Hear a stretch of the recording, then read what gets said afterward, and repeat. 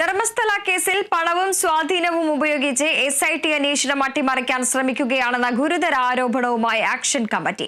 അന്വേഷണം പ്രതികളിലേക്ക് എത്തുമെന്ന് ഉറപ്പായതോടെയാണ് കേസ് അട്ടിമറിക്കാൻ ശ്രമം ആരംഭിച്ചത്. പുതിയ പരാതികൾ വരുന്നത് തടയാൻ ഭയപ്പെടുത്തുകയാണെന്നും ശുചീകരണ തൊഴിലാളി മൊഴിയിൽ ഉറച്ചു നിൽക്കുകയാണെന്നും ആക്ഷൻ കമ്മിറ്റി ഭാരവാഹി ജയന്ത് ടി പറഞ്ഞു. അവിടെ കൊല ചെയ്തിട്ടുണ്ട്, റേപ്പ് ആൻഡ് മർഡർ ചെയ്തിട്ടുണ്ട്, പാവപ്പെട്ടവരെ ഭൂമിയെല്ലാം നിന്നിട്ടുണ്ട്. ഈ പുള്ളിൻ്റെ വരുന്ന വായിന്ന് വരുന്ന വാക്കുകൾ അങ്ങനെ അത്ര കേൾക്കാൻ പായാത്ത വാക്കുകളാണ്. ഞാൻ പറയാം, ഇതെല്ലാം നടന്ന സംഭവമാണ്. ഈ വരുന്നവരെ പറഞ്ഞത് ഞാൻ പറയുന്ന കള്ളമ ഇങ്ങനെയൊന്നും നടന്നില്ലെന്ന് പറഞ്ഞിട്ട് ഒരു തേങ്ങ അടിക്കാൻ പറഞ്ഞ ഒരു മനുഷ്യൻ ചെയ്യുന്നില്ല. എന്നുകൊണ്ട് ഞാനത്ര ധൈര്യമായിട്ട് പറയുമ്പോൾ അവർക്ക് എടുക്കാമല്ലോ, അത് ഇന്നും കൂടെ എടുക്കുന്നില്ല.